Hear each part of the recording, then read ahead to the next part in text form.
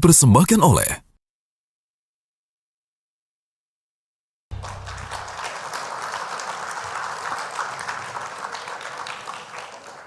Selamat datang kembali di BNI Investor Daily Roundtable. Kita akan membahas isu-isu strategis dan mendalam seputar ekonomi Indonesia, ekonomi global, potensi serta tantangan yang dihadapi. Bersama narasumber-narasumber yang sangat kompeten di bidangnya. Acara ini juga akan ditayangkan dan diberitakan di 401 media di bawah grup media B-Universe dan This Way. Hari ini kita akan berdiskusi dan mengulas tentang outlook ekonomi 2025 untuk tumbuh lebih tinggi menghadapi tantangan domestik dan tekanan global. Ibu, Bapak, dan saudara sekalian, telah hadir bersama kita Menko Perekonomian Republik Indonesia Bapak Erlangga Hartarto dan Direktur Utama Bank Negara Indonesia Bapak Royke Tumilar. Terima kasih Pak. Sebelum memulai diskusi hari ini, kita simak tayangan berikut.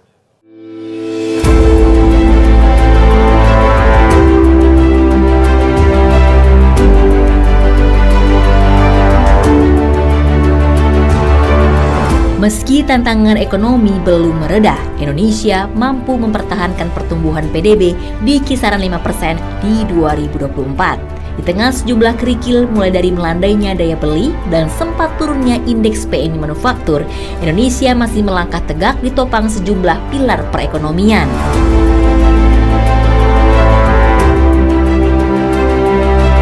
Bank Dunia dalam laporannya per Oktober 2024 menyatakan keyakinan atas kekuatan ekonomi Indonesia yang diprediksi menjadi salah satu dari segelintir negara dengan pertumbuhan ekonomi pada atau di atas tingkat pra-pandemi. Transisi pemerintahan dari Presiden Jokowi ke Presiden Prabowo Subianto yang berjalan mulus memperbesar optimisme banyak pihak terhadap prospek ekonomi Indonesia, apalagi disusul dengan proses pemilihan kepala daerah serentak yang berlangsung nyaris tanpa gejolak berarti. Pemerintah Presiden Prabowo bergerak cepat mendorong program-program lebih akseleratif dalam mewujudkan target-target pembangunan yang telah ditetapkan, seperti program prioritas makan bergizi gratis, swasembada pangan dan energi, serta hilirisasi. Bank Indonesia memperkirakan pertumbuhan ekonomi pada 2025 bisa mencapai kisaran 4,8% hingga 5,6% dan akan meningkat menjadi 4,9% hingga 5,7% pada 2026. Bank Sentral optimistis semua itu bisa dicapai bahkan di tengah tekanan global ke depan yang diprediksi akan semakin berat. Satu sisi, sejumlah kalangan mengingatkan adanya problem struktural dalam perekonomian Indonesia. Perlambatan pertumbuhan dalam 3 kuartal terakhir perlu menjadi peringatan dini. Penurunan jumlah penduduk kelas menengah seiring tergerusnya daya beli jadi sinyal yang harus diwaspadai.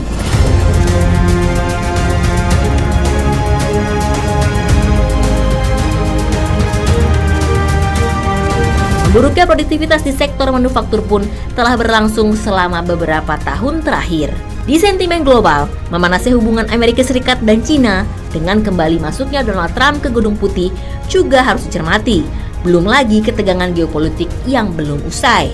Transformasi struktural di dalam negeri pun dalam waktu dekat mutlak dilakukan, termasuk dalam upaya menciptakan sumber-sumber pertumbuhan baru dan mendorong realisasi investasi yang lebih besar. Sejumlah peluang sudah ada di depan mata, salah satunya dengan resminya Indonesia masuk ke dalam BRICS yang diharapkan bisa memperbesar pasar ekspor serta potensi investasi.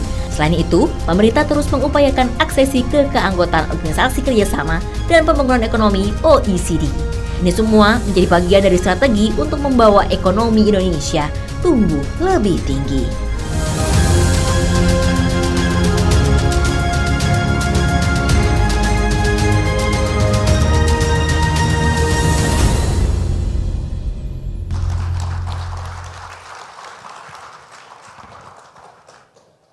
Ibu, Bapak, dan saudara sekalian, dalam dialog kali ini kita akan mengawali dengan barangkali kita ingin mendapatkan klarifikasi atau penjelasan dari Pak Menko.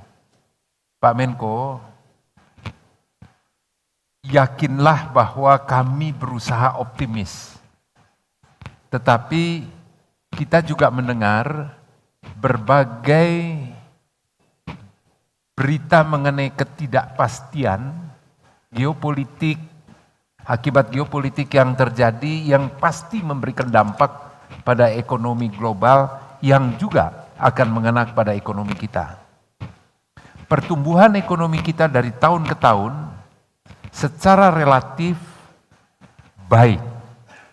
Tetapi mampukah kita untuk bertahan atau kita mencapai, bahkan mencapai target yang telah disampaikan oleh Bapak Presiden dalam kaitan dengan kondisi global yang ini? Barangkali Pak Menko bisa memberikan dulu gambaran kepada kita secara garis besar mengenai kondisi ini serta dampaknya dan bagaimana dengan nasib perekonomian kita. Kami persilakan Pak Menko. Terima kasih yang kami hormati Pak Enggar, Pak Royke, beserta seluruh yang hadir. Pertama memang dunia masih dipenuhi ketidakpastian dan kita melihat di Ukraine belum selesai, kemudian di Timur Tengah ada deadline bahwa sebelum tanggal 20 diharapkan sudah terjadi ceasefire dan sekarang sedang berunding secara intens. Kemudian tentunya kita melihat apa yang terjadi di wilayah kita, yaitu di Korea. Itu juga Korea Selatan tidak umum situasinya, di mana pemerintah dalam hal ini presidennya juga sedang bermasalah. Dan tentunya perang dagang antara Amerika dan China itu masih terus berjalan. Namun di antara ketidakpastian ini ada beberapa hal yang relatif lebih aman, yaitu pertama bahwa ketidakpastian ini tidak meningkatkan harga komoditas. Berbeda dengan apa yang terjadi pada saat COVID, harga komoditas naik, tidak terkendali, dan juga inflasi melonjak. Namun sepertinya ketidakpastian di sini sudah terekam dalam harga yang sudah lebih normalize. Kita melihat ketidakpastian di Timur Tengah belum menaikkan harga BBM, harga Brent masih relatif aman. Kemudian berbagai komoditas dibandingkan pada saat COVID tentu jauh di bawah. Sehingga tentu faktor-faktor ini membuat asumsi-asumsi APBN kita within the range. Sehingga tentu kita tidak seperti di beberapa tahun yang lalu di mana pelonjakan harga BBM memerlukan penyesuaian terhadap APBN maupun terhadap price, terhadap subsidi, dan tentunya itu menaikkan inflasi. Kita lihat inflasi kita relatif terkendali di 1,55%, dan ini salah satu yang terendah, dan pertumbuhan ekonomi di 2024 berbagai proyeksi masih menetapkan kita pada angka di range di 5%, dan juga kalau kita bandingkan dengan berbagai negara lain, tentunya pertumbuhan ekonomi kita masih di atas China, Taiwan, bahkan Amerika Serikat, Korea Selatan, dan Jepang.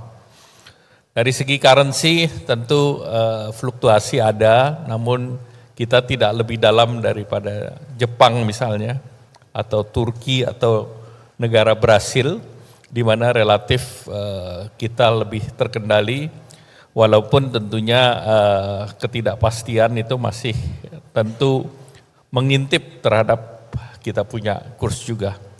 Dari segi perdagangan kita lihat perdagangan yang terakhir masih positif, dan dengan perdagangan yang positif ini kita melihat bahwa kita bisa menjaga dalam sekitar 56 bulan positif terus.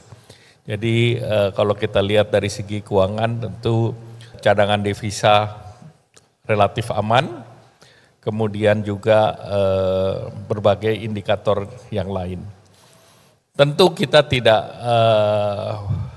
imun terhadap kemungkinan gejolak ke depan, tetapi dengan situasi yang ada sekarang, tentu pemerintah berhati-hati dan oleh karena itu berbagai kebijakan juga diarahkan untuk meningkatkan daya tahan daripada perekonomian dan juga untuk menjaga agar kurs kita lebih terkendali.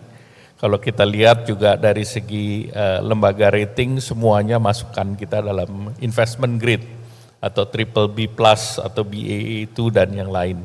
Sehingga dengan demikian in short dalam kesulitan global dan kita sudah menjalankan kerjasama dengan berbagai pihak termasuk kemarin kita juga dengan cepat diterima di BRICS. Jadi dengan demikian kita lebih punya banyak kawan daripada negara lain. Terima kasih. Pak, apakah sekarang inflasi tadi disebutkan, ini karena memang harga komoditasnya memang terkendali bukan karena akibat daya beli yang rendah, Pak? Ya, pertama kita lihat core inflation masih naik.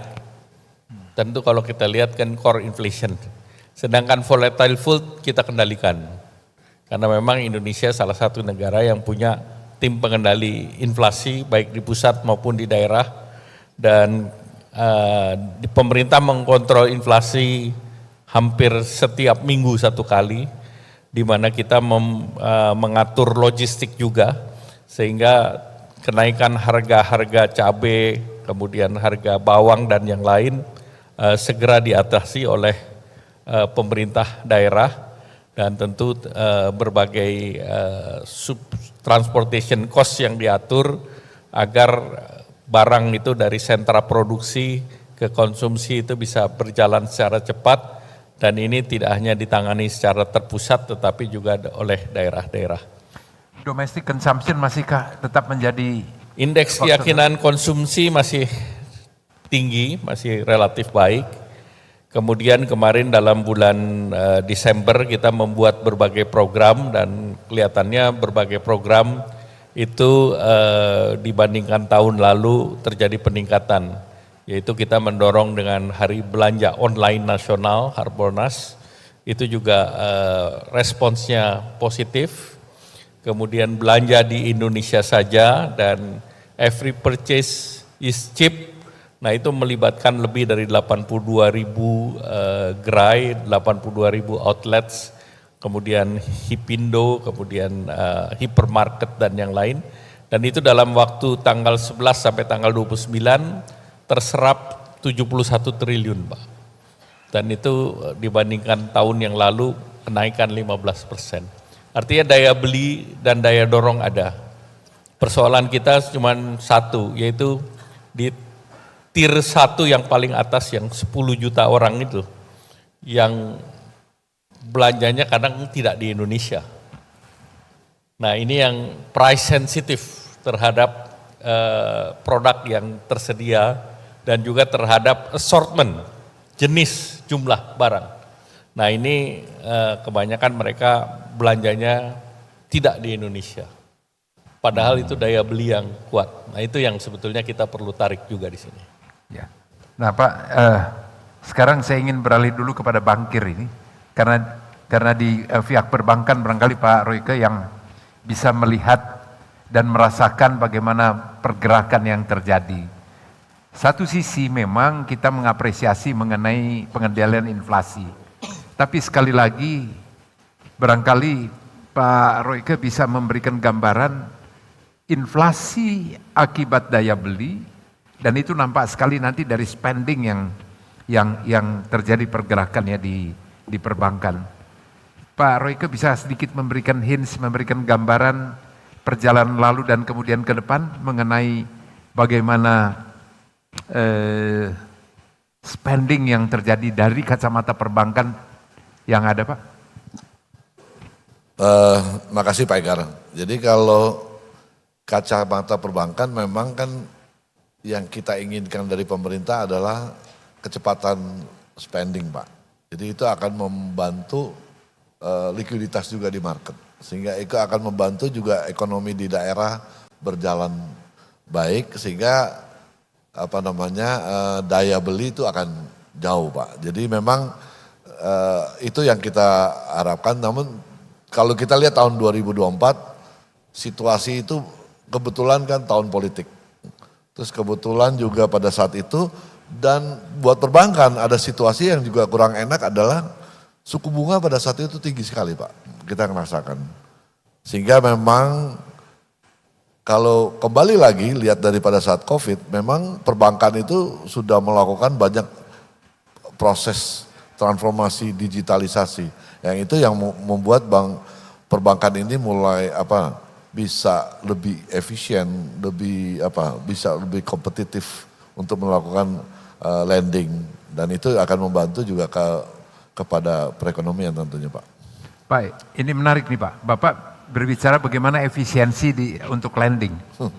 Tetapi cost of fund Bapak pasti naik, pasti tinggi, apalagi dengan BI yang begitu gencar menarik dana dan bersaing dengan BI pemerintah, bersaing dengan bank, dengan menawarkan imbalan atau suku bunga yang lebih tinggi.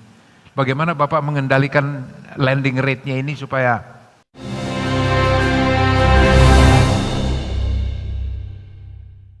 dipersembahkan oleh yang kita inginkan dari pemerintah adalah kecepatan spending, Pak. Jadi itu akan membantu likuiditas juga di market. Sehingga itu akan membantu juga ekonomi di daerah berjalan baik, sehingga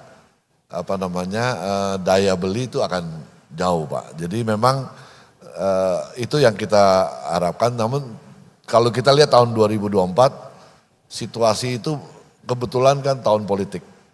Terus kebetulan juga pada saat itu, dan buat perbankan ada situasi yang juga kurang enak adalah suku bunga pada saat itu tinggi sekali, Pak. Kita merasakan. Sehingga memang kalau kembali lagi lihat daripada saat COVID, memang perbankan itu sudah melakukan banyak proses transformasi digitalisasi. Yang itu yang membuat perbankan ini mulai bisa lebih efisien, bisa lebih kompetitif untuk melakukan lending, dan itu akan membantu juga kepada perekonomian tentunya, Pak. Baik, ini menarik nih Pak. Bapak berbicara bagaimana efisiensi untuk lending. Tetapi cost of fund Bapak pasti naik, pasti tinggi, apalagi dengan BI yang begitu gencar menarik dana dan bersaing dengan BI pemerintah, bersaing dengan bank, dengan menawarkan imbalan atau suku bunga yang lebih tinggi. Bagaimana Bapak mengendalikan lending rate-nya ini supaya ya tidak terlalu membebani karena berakibat pada harga. Ya. Pak Enggar udah mulai mancing-pancing nih, Pak. Pak, jadi memang bank ini titahnya udah berubah. Jadi yang dulu cuman deposit sama lending, sekarang shifting, Pak, ke transaction banking. Karena itu yang akan membantu menurunkan menjaga supaya cost of fund-nya itu bisa terjaga dengan baik. Nah itu proses transformasi digital itu yang masuk, Pak. Sehingga untuk transaction banking itu jadi bank itu mulai mengarah ke transaction banking supaya dana-dana murah akibat dari transaction itu yang akan membantu membantu nasabah, membantu bank juga untuk tidak terjebak dengan funding yang cukup mahal akibat deposit yang tinggi itu. Jadi memang mau nggak mau perbankan sekarang pasti akan beralih ke transaction banking. Itu yang mengakibatkan perolehan dana masyarakat melalui transaksi. Jadi nasabah kita tidak harapkan hanya menabung, tapi kita berharap dia ada kenyamanan untuk bertransaksi dengan bank. Nah akibat dari itu, cost-nya itu bisa terjaga dengan baik. Gitu, Pak. Nah Pak Menko, barangkali ini sebenarnya harga itu atau cost of fund itu akan bisa lebih turun, yang berakibat pada harga barang-barang akan lebih rendah. Kalau Pak Menko ngajak ngomong lah Pak sama BI sama Menteri Keuangan, janganlah sedot-sedot uang itu terus di masyarakat. Karena ini akibatnya cost-nya ini naik, sudah efisien, tetapi kalau ini yang lebih rendah lagi, maka yang untung masyarakat juga. Sehingga pertumbuhan ekonomi dan masyarakat pun lebih bisa dibantu. Pertama yang mesti diajak bicara Gubernur Bank Sentral Amerika, Pak. Karena tingkat suku bunga kita nggak bisa turun kalau di sananya juga tidak turun, Pak. Karena kita khawatir capital flight dari Indonesia. Dan sebetulnya harusnya real cost of fund kita sudah jauh lebih murah karena dengan inflasi yang 1,5%, banknya itu jangan di atas 6% tuh deltanya kejauhan. Tetapi tentu US dollar ini sangat berpengaruh. Jadi oleh karena itu kita mengerti situasi ini, namun pemerintah mengambil kebijakan untuk kredit usaha rakyat misalnya, kita patok di bunga 6%. Sisanya antara cost of fund perbankan dan yang kita berikan 6% itu disubsidi oleh pemerintah. Sehingga yang paling penting untuk kelas menengah itu bisa tetap mengakses kredit dengan bunga murah. Bahkan sekarang kita juga tawarkan dalam paket, karena kita melihat bahwa kredit usaha menengah ini harus naik kelas. Tidak hanya mereka jadi pedagang saja atau mereka hanya menjadi di sektor jasa, tetapi kita juga dorong ke manufaktur, di mana pemerintah kita balik Pak, yang disubsidi sebesar 6%. Jadi untuk kredit investasi di sektor produktif, di sektor yang sampai kreditnya 10 miliar untuk capex, untuk investasi permesinan, kredit investasi, berapa bunga yang ditawarkan oleh perbankan manapun, pemerintah subsidi 6%. Sehingga tentu bagi pengusaha small and medium enterprise, bunga yang efektifnya mungkin di bawah 4 atau 3%. Nah ini kita perlukan untuk mereka bisa merevitalisasi mesinnya, supaya lebih efisien, kemudian lebih energi juga lebih efisien, sehingga mereka bisa compete di domestic market. Nah ini yang kita akan dorong, sektornya mulai dari furniture, temennya Pak Enggar yang di Cirebon nih supaya nggak protes, kemudian industri alas kaki, industri garment, industri makanan minuman. Nah ini kita dorong untuk bisa melakukan revitalisasi permesinan. Gitu iya, Pak Enggar. Iya Pak. Yang menjadi persoalan adalah ada kata-kata penyesalan mereka merelokasi Pak. Karena proses perizinan itu sendiri yang memang di satu sisi dengan Undang-Undang Cipta Kerja itu positif. Tetapi implementasinya itu masih menjadi persoalan tersendiri Pak. Itu yang pertama. Yang kedua sebenarnya adalah kaitan tadi dengan nilai tukar Pak Menko tadi menyinggung sedikit. Itu yang untung eksportir sebenarnya Pak. Yang kedua adalah atas investasi. Kalau foreign direct investment yang meningkat, itu tentu mereka win-win yang terjadi. Tapi yang persoalan adalah ada kekhawatiran di tahun ini foreign direct investment atau investasi dari luar ini mereka masih khawatir ya tadi akibat tadi perizinan. Mungkin itu salah satu hal yang barangkali Pak Menko di bawah orkestrasinya Pak Menko. Pertama perizinan kita dorong melalui BKPM, OSS. Namun memang kita sadari bahwa beberapa hal yang masih menghambat termasuk terkait dengan tata ruang. Nah ini kita dorong agar penyelesaian peta tematik. Karena peta tematiknya tidak selesai maka tata ruangnya tidak selesai. Nah itu membutuhkan dana yang sudah disediakan oleh pemerintah. Sehingga diharapkan tahun ini seluruh peta tematik bisa selesai sehingga OSS-nya bisa lebih cepat. Dan tentu kita juga melihat Indonesia secara investasi kan bukan hanya kita punya daya saing, tetapi kita punya daya tarik terkait dengan tersedianya market di dalam negeri. Nah ini yang sekarang kita andalkan untuk investasi. Kedua, kita juga mengandalkan pada kekuatan sumber daya alam kita. Nah sumber daya alam kita sudah membuktikan bahwa di sektor mineral batu bara memang investasi kita terus masuk. Kemudian juga kita lihat di sektor fast moving consumer goods, termasuk di barusan kami ketemu dengan beberapa industri kosmetik, pertumbuhannya juga 10% Pak. Jadi di fast moving consumer goods juga relatif naik terus, sehingga dengan demikian kita harus mencari sektor-sektor yang memang punya daya saing, dan kedua tidak mengandalkan kepada cheap labor, tetapi dengan inovasi, dengan nilai tambah yang relatif lebih tinggi.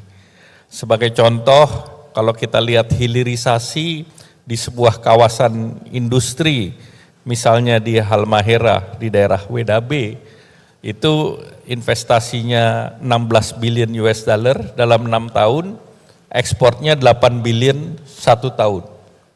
Berarti ICOR-nya cuma 2 Pak. Kemudian di sana sudah ada sekarang 80.000 orang bekerja di sektor situ, di industri situ, dan minimum salary-nya 7 juta Pak.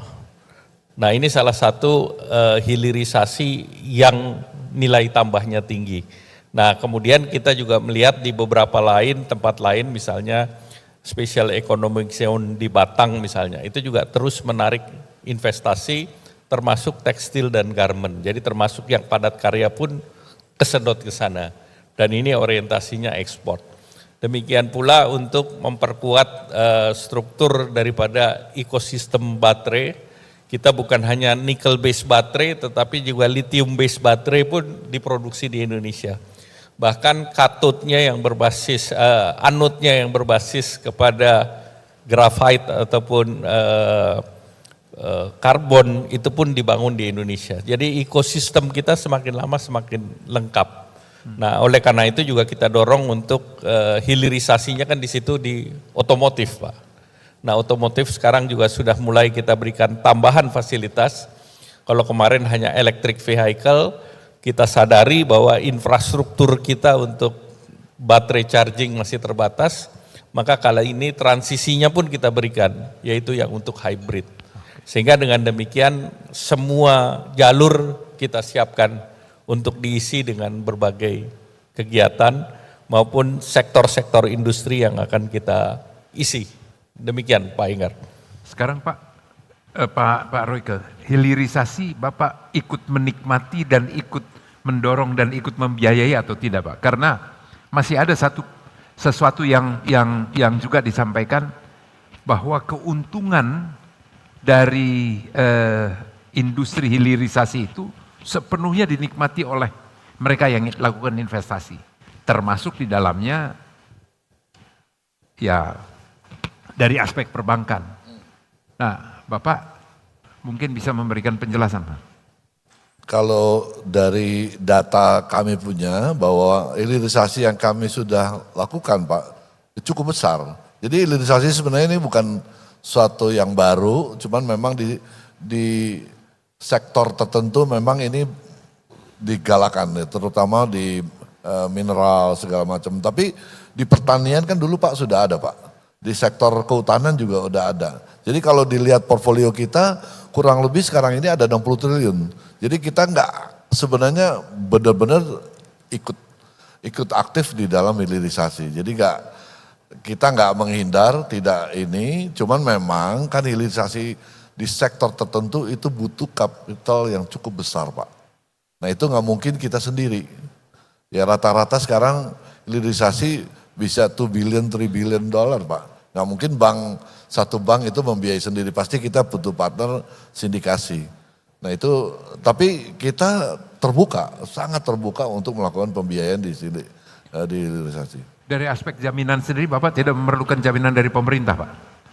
Enggak kan, Nggak usah. objeknya sendiri kan kita jaminan kan cash flow dari keyakinan. Makanya kita butuh waktu sih Pak. Memang kadang-kadang yang nggak sabar investornya kadang-kadang datang proposal maunya bulan depan udah cair Pak kan. Kita pasti butuh evaluasi, lihat ke apa namanya, kelayakan, apakah mesinnya itu proven atau tidak, punya tenaga ahli atau tidak, lokasinya itu bisa benar-benar bisa kompetitif apa enggak. Nah di situ mungkin kadang-kadang menyamakan keinginan dari para investor dan bank ini harus butuh waktu untuk supaya menyamakan. Tapi kalau begitu kita tahu dan kita mengerti bisnisnya pasti.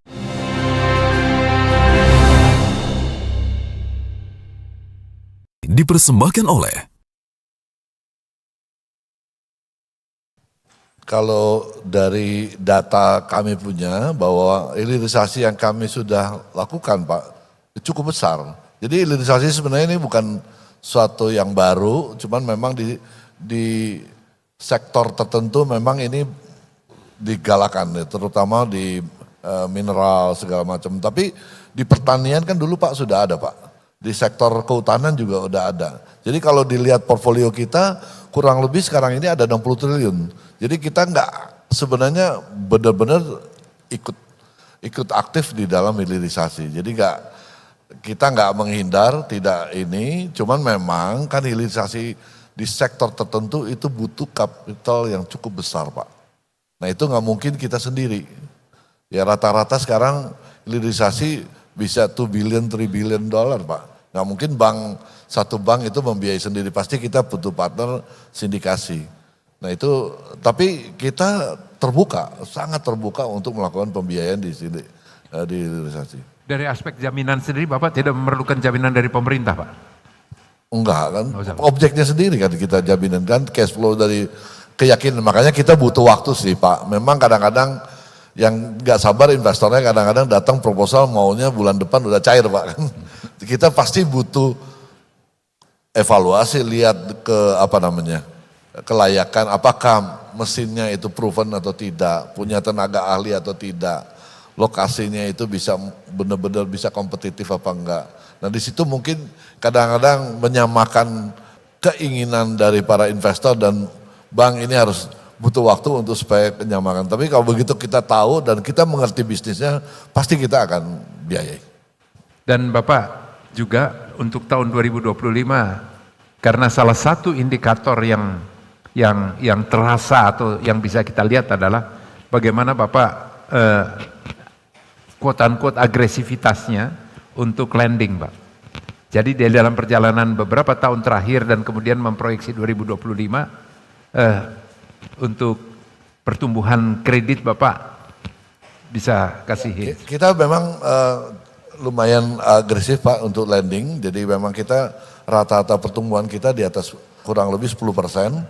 Jadi setiap tahun rata-rata kita pertumbuhan 10% dan bukan tidak bahwa kita lihat bahwa dari program-program pemerintah saat ini juga cukup menarik untuk bahwa kita yakin optimis di tahun 2025 ini pertumbuhan untuk mencapai 10% pasti kita bisa dapat. Pak Menko, China sejak tahun 93 surplus perdagangan. Khusus untuk 2024, menurut New York Times, surplusnya hampir 1 triliun US dollar. Kemudian dikaitkan dengan Trump ini, yang cenderung atau di dalam kebijakannya sudah disampaikan juga America First dan sebagainya. Langkah antisipasi apa yang sudah dipersiapkan untuk menghadapi kondisi ini? Karena China sendiri dengan surplus yang sebegitu besar, dikhawatirkan 2025 tidak akan sebesar itu. Sehingga kita semua bisa mendapatkan satu gambaran dan keyakinan dengan apa yang dilakukan atau dipersiapkan oleh pemerintah Pak Menko. Ya kalau kita lihat memang kita masih mengantisipasi langkah Amerika terhadap China. Tetapi beberapa hal kan sebetulnya sudah dirintis sebelumnya dengan Inflation Reduction Act. Itu hampir produk-produk China yang terkait dengan critical mineral itu kan dia minta untuk bergeser. Kemudian bicara mengenai semiconductor, mereka juga sudah membatasi supply dari China, sehingga beberapa perusahaan semiconductor juga invest di Amerika. Nah tentu bagi Indonesia yang dipersoalkan oleh Amerika adalah produk-produk atau barang yang dianggap kritikal dan dianggap mempunyai dual fungsi. Satu fungsi pada saat damai, tetapi punya nilai strategis untuk militeri. Sehingga itulah yang diproteksi dan yang dibatasi oleh Amerika. Kita tidak bermain di level itu Pak, produk-produk di Indonesia ini. Tetapi kita juga sudah memperhatikan bahwa critical mineral itu menjadi salah satu yang menjadi perhatian dari Amerika. Dan kita sudah berbicara dengan pemerintah Amerika saat sekarang, ya tentu kita sedang mempersiapkan yang namanya Critical Mineral Alliance. Amerika waktu itu menawarkan Critical Mineral Bilateral, tetapi juga bisa di-expand dengan Kanada dan Australia. Nah itu sebetulnya pembicaraan kita di sana sudah ada, dan tentu kita ke depan berharap bahwa hal ini bisa kita lanjutkan. Demikian pula untuk semiconductor, itu mereka sudah menunjuk Indonesia menjadi satu dari 7 negara yang dipersilakan untuk mempersiapkan semiconductor. Dan untuk itu kita sedang mempersiapkan ekosistem semiconductor tersebut. Kalau komoditas-komoditas lain yang kita ekspor ke Amerika, apakah itu sepatu, alas kaki, garment dan yang lain, itu masuk dalam skema GSP. Namun GSP ini waktu Pak Enggar Menteri Perdagangan itu tidak dibahas di Amerika, tidak digeser ke Kongres. Jadi artinya seluruh barang Indonesia masih kena biaya masuk 10-20%. Jadi sudah kena tarif dan kita masih tetap bisa masuk ke sana dibandingkan dengan Vietnam yang zero tarif karena mereka dapat prevalensi. Demikian pula juga ke Eropa, barang kita masih relatif semuanya masih punya tarif. Dan ini kita berharap Bapak Presiden minta kita selesaikan EU SEPA dalam 1 semester ini. Nah kita punya beberapa critical issues, tetapi dengan situasi ini kita mau mengantisipasi kalau dengan Eropa kita bisa selesaikan, ini lebih baik karena kita akan membuka akses pasar yang lebih luas lagi. Pak, tadi Bapak juga singgung BRICS Pak. Amerika nggak marah nih Pak? Amerika kalau marah tidak marah itu relatif. Tetapi kalau dengan yang hari ini itu sudah paham. Karena pada waktu pertemuan Pak Presiden ke Washington sudah juga jelas, dan dalam statement yang dikeluarkan dari White House juga menyatakan bahwa mereka mendukung proses Indonesia untuk menjadi anggota OECD. Jadi kita kan dalam proses OECD, kemudian dengan Amerika per hari ini itu kita sudah menandatangani 3 dari 4 pilar Indo-Pacific Economic Framework dengan Amerika dan sudah diratifikasi oleh Pak Presiden. Jadi kita sudah punya beberapa kaki lah. Dan tentu ke depan ya kita lihat secara bilateral bagaimana. Dan juga apakah juga dipersiapkan Pak diversifikasi ekspor kita, karena sementara ini tumpuannya ada di batu bara dengan di mineral dan kelapa sawit. Tetapi tampaknya kalau kita hanya mengandalkan itu saja, itu akan menjadi soal tersendiri Bang Ali. Ya. Kalau kita lihat memang hilirisasi kan jalan terus. Kalau bicara dari agriculture, kelapa sawit base, itu kan selain ke CPO, itu juga bisa lari ke hilirisasi yang lain, kosmetik dan yang lain. Itu kan added value terus yang kita tambahkan. Kemudian kalau kita bicara batu bara kan saat sekarang hanya batu bara saja. Ke depan kita akan dorong batu bara untuk menjadi metanol atau dimethyl ether dan yang lain. Jadi value-nya terus kita angkat. Kemudian kalau sektor lain, sektor manufaktur jelas hulu hilir kita dorong. Apakah itu otomotif, logam, petrokimia dan yang lain. Petrokimia pun kita masih butuh import bahan seperti plastik dan yang lain. Oleh karena itu beberapa refinery kita tetap bangun. Sehingga sebetulnya dengan berbagai strategi ini, ya memang yang tertinggi itu masih sawit, batu bara, nikel ini kan baru menyusul Pak. Karena kita bicara 2016 ekspornya hanya $4 billion. Tahun kemarin sudah 35 billion. Jadi ini kenaikannya yang luar biasa untuk menambah kekuatan dari ekspor kita. Nah Pak, BNI ini sebenarnya adalah barangkali bisa disebut satu-satunya atau bank yang paling unggul di sebagai bank, kita sebutnya sebagai bank internasional. Terasakah Pak, dari apa yang tadi digambarkan dengan pertumbuhan ekonomi dan berbagai hal lainnya, dan sekaligus juga kesiapan dari BNI untuk hal itu dengan dunia, dengan perdagangan internasional Pak?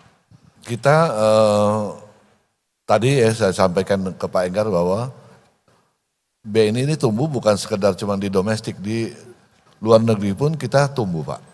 Jadi kita bisa bersaing, bahkan kita bisa compete, kita bisa lending kepada perusahaan-perusahaan AAA company di Eropa, di Amerika.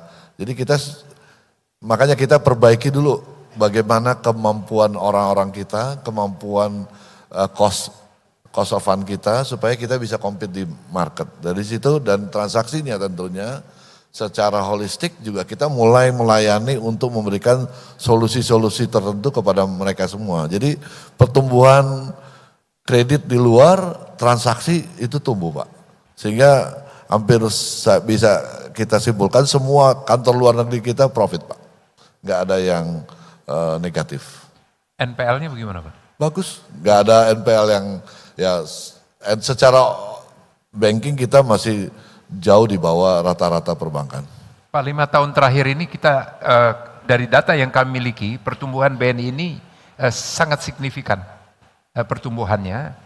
Dan yang kedua kalau kita lihat rasanya di tahun ini market cap maupun dividen, tadi sudah kita bisik-bisik, kita bicara dividen akibat daripada laba Bapak yang begitu tinggi, itu meningkat. Dan bisa dinyatakan ini adalah yang tertinggi tahun ini Pak. Kalau laba iya Pak.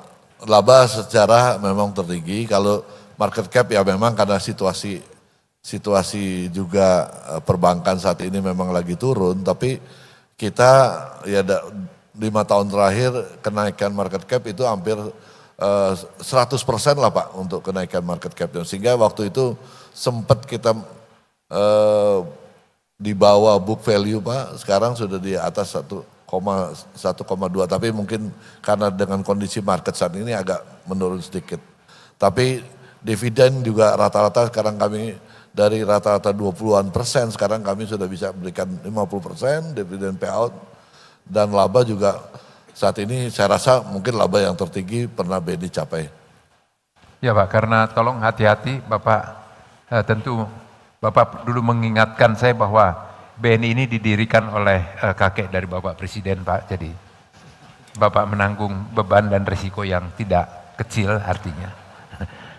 Rasanya tenang semuanya karena mereka yakin we are on the right track, memang benar bahwa kita on the right track. Pemerintah karena perjalanan juga sama seperti halnya yang dilakukan China, bahwa infrastruktur mereka invest untuk dinikmati sekarang, factories, tetapi yang masih kurang kita lakukan adalah di education.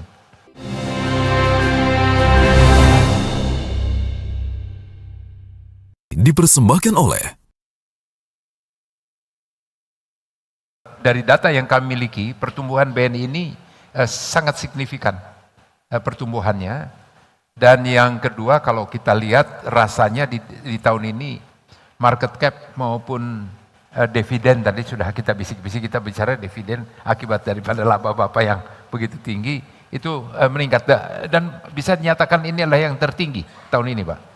Kalau laba iya Pak, laba secara memang tertinggi, kalau market cap ya memang karena situasi juga perbankan saat ini memang lagi turun, tapi kita ya 5 tahun terakhir kenaikan market cap itu hampir 100% lah Pak untuk kenaikan market cap. Sehingga waktu itu sempat kita di bawah book value Pak, sekarang sudah di atas 1,2, tapi mungkin karena dengan kondisi market saat ini agak menurun sedikit. Tapi dividen juga rata-rata sekarang kami dari rata-rata 20-an%, sekarang kami sudah bisa berikan 50% dividen payout, dan laba juga saat ini saya rasa mungkin laba yang tertinggi pernah BNI capai.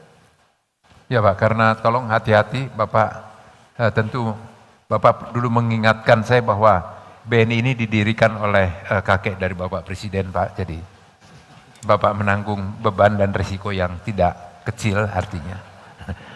Rasanya tenang semuanya karena mereka yakin we are on the right track. Memang benar bahwa kita on the right track.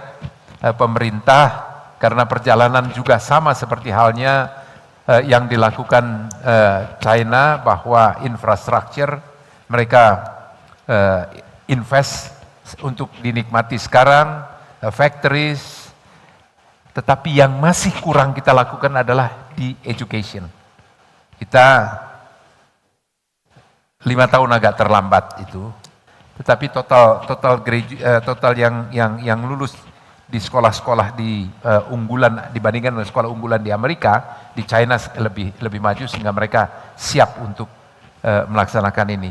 Rasanya barangkali kalau kita melihat bahwa ada perimbangan masuk di OECD yang notabene itu adalah negara-negara maju dengan di BRICS, Pak. Mampukah kita dalam perimbangan ini Pak? Karena itu kan menghadapi dua hal yang berbeda ya suasananya. Pertama kalau kita lihat BRICS itu kan kalau kita retail Pak, satu-satu negaranya Pak. Dengan Rusia kita sudah ada Eurasia Pak. Nah ini sekarang juga dalam hampir seluruh isu sudah selesai. Jadi itu tinggal kita finalkan dalam bentuk legal drafting. Kemudian dengan India, itu juga kita sudah bersama-sama dalam multilateral dalam bentuk di Indo-Pacific Economic Framework dan juga ASEAN dengan India. Demikian pula dengan Tiongkok, kita sudah punya multilateral yang namanya RCEP dan juga ASEAN China. Nah kemudian tentu dengan negara-negara lain kita baru merintis seperti dengan Afrika Selatan, Mesir, Ethiopia, Iran. Kemudian dengan UAE kita punya juga kedekatan, demikian pula dengan Saudi. Jadi dengan negara-negara BRIC secara bilateral kita sudah punya hubungan. Nah sekarang negara BRICS itu menjadi sebuah kerjasama multilateral. Nah tentu ini penting karena ini mencerminkan Global South, leadership dari negara-negara selatan. Dan dengan keanggotaan ini tentu seperti tadi saya sampaikan, kita secara strategik tentu bisa lebih memanfaatkan kekuatan daripada India, Brasil, Rusia dan yang lain.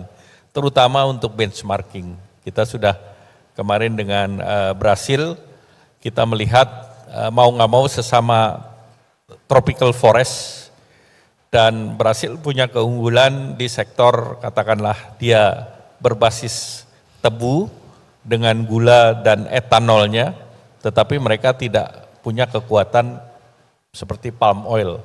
Nah tentu ini kita saling belajar. Kalau dengan Rusia tentu punya potensi ke depan. Dia punya resource energy dan untuk katakanlah fertilizer yang kuat.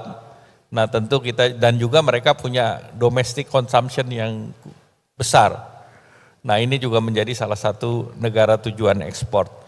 Kalau India, tentu India sekarang sebuah negara yang banyak melakukan non-tarif barrier. Dan juga dengan negara-negara tersebut relatif Indonesia kebanyakan surplus Pak. Sehingga tentu dengan keanggotaan ini kita punya leverage untuk lebih membuka lagi. Nah kalau dengan OECD tentu prosesnya tidak sama karena dia jumlah negaranya banyak dan dalam semua klub ini harus konsensus Pak, semua negara harus menyetujui. Dan OECD relatif semua dengan income per kapitanya di atas 20.000.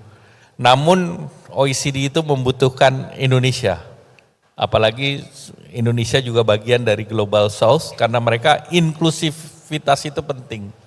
Apalagi negara Brasil pun daftar di OECD Pak, bukan hanya Indonesia. Brasil pun sudah daftar 4 tahun berproses. Kita baru 1 tahun berproses. Kemudian tentu ada negara-negara di Amerika Latin yang lain. Sehingga dengan demikian ada double keanggotaan bukan hanya Indonesia tetapi beberapa negara yang lain juga berproses di sana. Jadi dan kemarin dalam pertemuan dengan Perdana Menteri Jepang, Bapak Presiden sudah menjelaskan mengenai aliansi perdagangan internasional yang Indonesia miliki dan Perdana Menteri Jepang juga kemarin menyampaikan dia juga akan bantu untuk menjelaskan posisi geopolitik Indonesia sebagai negara yang non-alliance. Jadi kita tidak berpihak secara politik ke salah satu kekuatan negara yang ada. Jadi nampaknya ini juga lebih banyak kepada satu prestis juga ya Pak ya? Ya artinya makin banyak klub semakin baik. Contoh kita masuk EU-SEPA dengan Eropa, itu 16,6 triliun GDP-nya 27 negara. Kalau yang tadi Rusia itu 5 negara, GDP-nya 2,5 triliun. Kalau kita bicara mengenai Indo-Pacific Economic Framework itu 31 triliun Pak GDP-nya. BRICS itu hampir sama, 31 triliun juga. Kalau G20 yang terbesar Pak, 86 triliun. OECD juga salah satu besar yang hampir 60 triliun. Jadi dengan kita punya keanggotaan di berbagai ataupun sedang berproses, maka mereka melihat bahwa kebijakan publik yang kita lakukan adalah punya benchmark Pak. Jadi best practice-nya mereka akui. Ini yang sebetulnya jangka kedepannya akan mendorong investasi dan juga perdagangan. Jadi 2 hal yang bisa kita capai plus nanti tentu pembiayaan Pak. Iya Pak, tapi kembali lagi dengan hubungan dan eksistensi kita di dunia internasional yang luar biasa, tetapi untuk sementara ini nampaknya kita masih mengandalkan untuk pertumbuhan ekonomi kita di domestic consumption Pak. Dan suka atau tidak suka di awal-awal ini, maka APBN dan APBD itu menjadi harapan kalau tidak disebut sebagai lokomotif. Pak, dalam 2 bulan ini seperti biasa anggaran belum ada, APBN belum cair, agak terganggu juga ini Pak kita ya Pak. Ya memang engine kita kan kalau kita bicara APBN kerjanya setahun Pak. Jadi kita bisa melihat langkah yang dilakukan pemerintah pertama untuk mendukung daya beli masyarakat yang dorongannya sekitar 54% daripada kita punya pertumbuhan. Nah oleh karena itu beberapa hal yang sudah disiapkan pemerintah 2 bulan ini kita bantu bantuan beras Pak 16 juta 10 kilo selama 2 bulan. Kemudian diskon listrik 50% 2 bulan juga Pak sampai dengan 2.200 VA. Nah ini sudah mencakup hampir 90 juta daripada pelanggan listrik. Kemudian juga untuk UMKM yang PPH finalnya seharusnya selesai di 2024 itu diperpanjang ke 2025. Jadi hanya 0,5% untuk omset yang 4,8 miliar setahun dan UMKM di bawah 500 juta bebas dari PPH. Kemudian tadi saya sudah sampaikan dengan pembiayaan industri padat karya kita dorong yang sampai 10 miliar. Kemudian kita juga memberikan bantuan untuk properti Pak. Jadi pembelian rumah sampai dengan 2 miliar itu kan PPN-nya ditanggung pemerintah. Yang sampai 5 miliar dipotong 2 miliar, jadi 3 miliar. Nah ini diharapkan bisa mendorong sektor properti yang Pak Enggar ketuarenya, itu dengan 180 multiplier efeknya supaya ini bisa bergerak lain. Ini di luar program yang 3 juta rumah, program Menteri PUPR. Kemudian di sektor kelas menengah itu kan belanjanya 2 Pak. 1 rumah, properti, yang kedua mobility. Mobility itu motor, tetapi kita dorong juga untuk mobil listrik. Nah itu PPND-nya juga ditanggung pemerintah dan juga ditambahkan untuk yang hybrid kita berikan diskon 3%. Nah ditambah lagi untuk industri yang padat karya yang sampai gajinya 10 juta, itu PPh-nya ditanggung pemerintah. Sehingga dengan demikian pemerintah menggelontorkan berbagai insentif itu supaya sektor konsumsi masih bisa tetap bergerak, kemudian sektor industri juga bisa.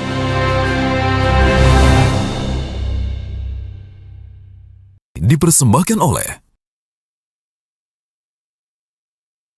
Nah oleh karena itu beberapa hal yang sudah disiapkan pemerintah, 2 bulan ini kita bantu bantuan beras Pak, 16 juta, 10 kilo selama 2 bulan. Kemudian diskon listrik 50%, 2 bulan juga Pak, sampai dengan 2.200 VA. Nah ini sudah mencakup hampir 90 juta daripada pelanggan listrik. Kemudian juga untuk UMKM yang PPh finalnya seharusnya selesai di 2024, itu diperpanjang ke 2025. Jadi hanya 0,5% untuk omset yang 4,8 miliar setahun, dan UMKM di bawah 500 juta bebas dari PPh. Kemudian tadi saya sudah sampaikan dengan pembiayaan industri padat karya kita dorong yang sampai 10 miliar. Kemudian kita juga memberikan bantuan untuk properti Pak. Jadi pembelian rumah sampai dengan 2 miliar itu kan PPN-nya ditanggung pemerintah. Yang sampai 5 miliar dipotong 2 miliar, jadi 3 miliar. Nah ini diharapkan bisa mendorong sektor properti yang Pak Enggar ketuarenya, itu dengan 180 multiplier efeknya supaya ini bisa bergerak lain. Ini di luar program yang 3 juta rumah, program Menteri PUPR. Kemudian di sektor kelas menengah itu kan belanjanya 2 Pak. 1 rumah, properti, yang kedua mobility. Mobility itu motor, tetapi kita dorong juga untuk mobil listrik. Nah itu PPND-nya juga ditanggung pemerintah dan juga ditambahkan untuk yang hybrid kita berikan diskon 3%. Nah ditambah lagi untuk industri yang padat karya yang sampai gajinya 10 juta, itu PPh-nya ditanggung pemerintah. Sehingga dengan demikian pemerintah menggelontorkan berbagai insentif itu supaya sektor konsumsi masih bisa tetap bergerak, kemudian sektor industri juga bisa berjalan. Sementara kan kalau kita lihat anggaran kita itu sekitar 18% dari total PDB. Jadi tentu kita melihat pilkada baru dilantik rencananya 7 Februari, kalau sebagian nanti ada yang Maret. Nah tentu belanjanya belum maksimal di Q1, tetapi di Q1 ini kan mulai bulan Ramadan Pak. Sehingga kita tetap menggenjot di Q1 ini sektor konsumsi Pak. Nah Pak itu dia Pak, jadi sekali lagi Pak, janganlah ini terkesan, bukan terkesan Pak, tapi terasakan bahwa dana masyarakat itu ditarik dan terjadi kontraksi moneter. Sekali lagi Pak, ini benar-benar mohon Pak nitip kepada siapa lagi kalau bukan pada Pak Menko, hentikanlah itu BI sama Menteri Keuangan, jangan narik-narik duit masyarakat Pak. Ini kontraksi moneter yang kemudian untuk dan atas nama inflasi, rasanya ini akan sangat mengganggu karena pemilu sudah usai, kita nggak bisa lagi ada pemilu, pilkada udah selesai. Karena itu uang beredarnya banyak sekali yang tadi Pak Menko sampaikan dan kita berdua pernah merasakan Pak bagaimana uang beredar, kita mengedarkan uang. Dan sekarang menjelang masuki bulan suci Ramadan ini kan juga perusahaan harus, kalau yang ASN barangkali gaji ke-13, iya Pak, dan itu silpa dipakai saja lah Pak dulu Pak. daripada itu diam di bank itu dibagi supaya suasana enak dan supaya kami ini di sini banyak Pak nasabahnya Pak Royke tidak ada kenaikan suku bunga Pak ini jadinya. Karena kalau seandainya nanti Pak Royke menekan atau terpaksa nanti mengurangi laba, persoalan Pak. 2025 ada yang Pak Pandu nanti akan mempersoalkan itu dia. 2025. Tetapi kalau tidak maka kami yang terkena. Tolong ya Pak ya, nitip ya Pak. Nah, barangkali Pak Royke, Pak, kredit korporasi tentu menjadi sesuatu yang menjadi unggulan dari BNI. Bapak kan juga dapat tugas untuk KUR ya Pak ya. Berapa persen Pak kira-kira ada pertumbuhannya cukup nggak Pak di 2024 dan bagaimana 2025 Pak? Kalau 2024 kursi kita memang relatif tentunya dibanding saudara kita dia jauh lebih besar Pak. Kami berdua ya fokusnya lebih banyak ke korporasi. Jadi korporasi memang pertumbuhannya jauh lebih tinggi daripada pertumbuhan KUR.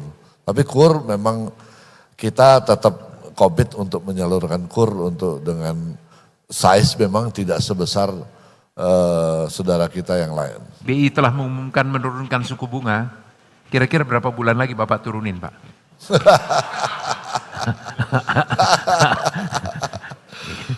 BI suku bunganya turun tapi SR-nya belum turun Pak.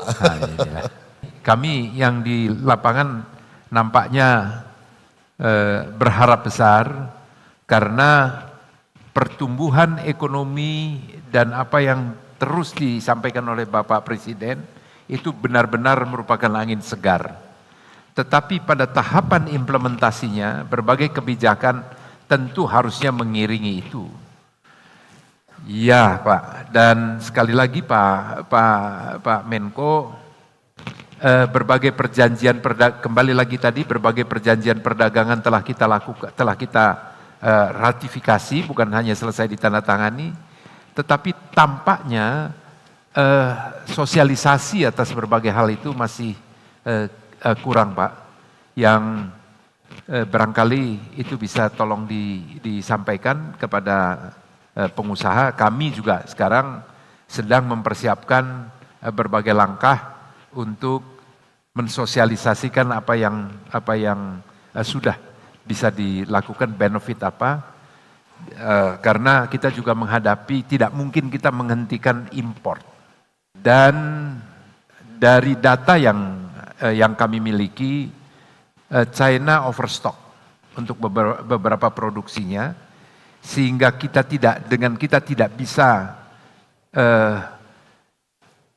menghentikan import, tetapi kan yang kita bisa mainkan adalah dengan tarif Pak, biaya masuk. Jadi semoga Permendak 8 itu juga sudah dirubah, yang menjadi persoalan, menjadi diskursus dari seluruh pelaku ekonomi. Hanya itu yang kami barangkali Bapak bisa memberikan gambaran lagi, tambahan, ataupun ya sampaikan bahwa itu akan bisa dilakukan oleh pemerintah ya Pak ya. Ya, pemerintah masuk dalam berbagai perdagangan internasional kan untuk menurunkan tarif Pak. Jadi kalau tarif itu kan mesti both way Pak, nggak bisa satu aja. Nah namanya dagang juga ada import, ada ekspor. Jadi tentu ini yang harus kita jaga. Tetapi kalau menghadapi unfair trade, nah kita punya tools. Nah yang biasanya kita khawatirkan selain unfair trade, itu kan predatory pricing, kemudian juga illegal trade. Nah itu yang harus kita fight, itu harus di sana Pak. Nah kemudian tentu kita berharap dengan kalau semua perjanjian ini bisa ratifikasi dan jalan, maka ekspor kita diharapkan bisa melonjak. Nah kita kan melihat bahwa ekspor misalnya tekstil dan garment kita, itu kalau dibandingkan termasuk alas kaki dibandingkan Vietnam, kita masih jauh di bawah. Karena persoalannya tadi, mereka tidak kena tarif, kita kena tarif. Tetapi kalau misalnya tarifnya hilang, nah kita akan lebih kompetitif. Dan kita memang bicaranya pasar Eropa, pasar Amerika Serikat, tetapi jangan salah Pak, India pun sekarang import garmennya juga naik. Jadi ini yang justru menjadi perhatian. Dengan kita keanggotaan BRICS ini harapannya kita akan lebih mudah, dan juga Indonesia dengan India ini kan kita trade surplusnya besar Pak. Jadi itu yang mereka selalu minta kita supaya mengimpor lebih banyak dari India. Nah kita juga dengan Eropa positif, kita dengan Amerika positif, kita dengan China juga kemarin sempat kita positif. Jadi ini sebuah fenomena bahwa sebetulnya ekonomi kita kompetitif. Tinggal kita jaga supaya mereka itu memberikan kesempatan, kalau Indonesia positif ya nggak apa-apa gitu Pak. Kalau protes kan repot juga Pak, semua negara protes, ini persoalan gitu. Ya, terima kasih Pak. Terima kasih. Pak, barangkali di dalam, kalau boleh Bapak berikan bocoran, pada waktu yang lalu dalam perencanaan di 2025 ini BNI ditargetkan pertumbuhan lendingnya berapa persen Pak? Kita target sih kurang lebih, range-nya kurang lebih 10-13% Pak, untuk lending. Yang memang ya kita lihat situasi, makanya tadi situasi kita lihat bagaimana dengan perkembangan geopolitik, perkembangan Indonesia, tapi kami tetap yakin double digit Pak. Double digit Pak ya. Dan sekali lagi Pak, Bapak ya tentu kita percaya bahwa Pak Menko juga akan bisik-bisik, tidak usah terlalu khawatir itu likuiditasnya kering ya Pak ya, ditarik-tarik itu terus semua Pak. Sebab kami yang takut Pak, kalau Bapak likuiditas kering, Bapak kemudian menahan-nahan ini, wah repot juga kita Pak. Itu dana pihak ketiga karena kepercayaan kepada bank itu tentu sangat terbatas, dan BNI adalah salah satu bank yang terpercaya, untuk itu masih bisa terjaga ya Pak. Masih Pak. Alhamdulillah. Jadi kita boleh mensyukuri, jadi kita nanti yang nasabah-nasabah BNI tidak usah khawatir, kalau ajukan permohonan kredit kepada BNI tidak usah khawatir, tidak terlalu lama prosesnya, begitu ya Pak ya? Ya, kepada direksi yang lain agar juga mendengar dengan baik-baik dan kepala cabang. Ibu Bapak dan saudara sekalian, banyak hal yang telah kita gali, banyak hal yang telah kita bicarakan, masih tentu kita menyimpan berbagai hal, tetapi kalau semua disampaikan, maka nanti tidak akan ada lagi sesuatu yang kita simpan, dan catatannya adalah kami biasanya dari media menyisakan berbagai hal untuk kita gali dan kita diskusikan di dalam media. Itu salah satu strategi yang ada di media. Kalau habis di sini, media tidak didengar dan tidak dibaca. Ibu, Bapak, dan saudara sekalian, terima kasih kepada Pak Menko yang telah berkenan meluangkan waktunya. Saya secara khusus berkali-kali saya hubungi Pak Menko untuk memastikan kehadiran beliau, karena saya tahu betul tantangan yang dihadapi, persoalan yang harus digeluti di dalam melakukan orkestrasi koordinasi yang tidak mudah dalam jumlah yang begitu besar yang harus dilakukan.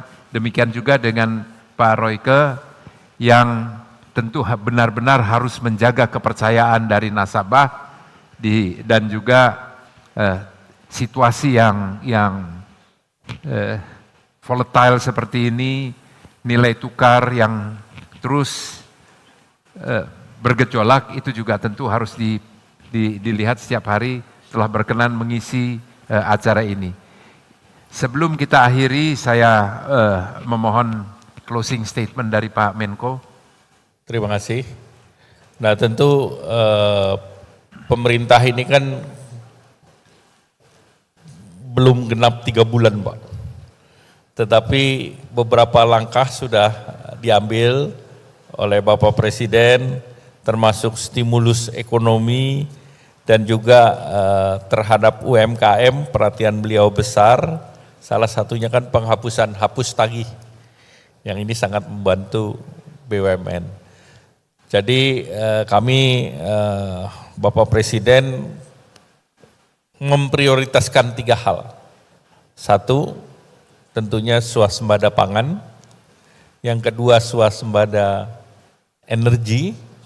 Dan yang ketiga tentu program yang kemarin baru juga seminggu dijalankan, yaitu makan bergizi gratis. Dan ini pada saat pertemuan dengan para pemimpin, bahkan dalam G20 menjadi satu agenda utama. Sehingga kami mohon kepada masyarakat dan juga kepada stakeholder untuk terus optimis, karena salah satu cara kita untuk mempertahankan pertumbuhan, mempertahankan kesejahteraan, itu dengan optimisme. Dengan optimisme banyak hal bisa kita lakukan dan banyak hal bisa kita selesaikan. Demikian, terima kasih. Terima kasih Pak Menko. Pak Royke, mohon closing statement. Terima kasih Pak Enggar. Jadi kalau kami dari BNI, tadi seperti pertanyaannya Pak Enggar tadi, bahwa kami tidak ada membatasi lending, jadi kami tetap optimis, seperti yakin ke depan untuk ekspansi baik kredit, dan kami juga berharap Bapak-bapak Ibu sekalian pengusaha yang ada di sini bisa mencoba, kita punya platform baru BNI Direct, sekalian jualan nih Pak Erik. Ya. Kita punya platform BNI Direct, bukan sesuatu yang baru tapi kita sudah upgrade, benar-benar ini suatu solusi yang baik untuk Bapak Ibu sekalian, nasabah-nasabah korporasi, untuk bisa menjadi platform membantu Bapak Ibu untuk lebih baik lagi, untuk lebih nyaman lagi bertransaksi, dan bisa bisa banyak benefit dari transaksi ini, bisa memudahkan, dan ada solusi-solusi baik yang bisa dibantu oleh BNI selain lending. Mungkin itu aja Pak, terima kasih. Terima kasih. Ibu, Bapak, dan saudara sekalian, BNI tidak pernah surut dan tidak pernah kurang dengan berbagai inovasinya, yang saya percaya bahwa ini akan juga memberikan benefit yang maksimal bagi para nasabahnya. Dan Ibu, Bapak, dan saudara, mari kita memasuki tahun 2025 ini dengan optimisme, tapi tetap terus harus berhati-hati. Gambaran-gambaran tadi telah disampaikan oleh Pak Menko, yang tentu mengandung berbagai harapan-harapan positif, dan juga didukung secara financing dari BNI, bank terkemuka di negara kita ini, yang juga yakin bahwa kesiapannya untuk pergerakan-pergerakan atau pertumbuhan dari dunia usaha itu bisa tetap dapat dukungan positif. Ibu, Bapak, dan saudara sekalian, kita akhiri Investor Daily Roundtable pada hari ini, dan sekali lagi terima kasih.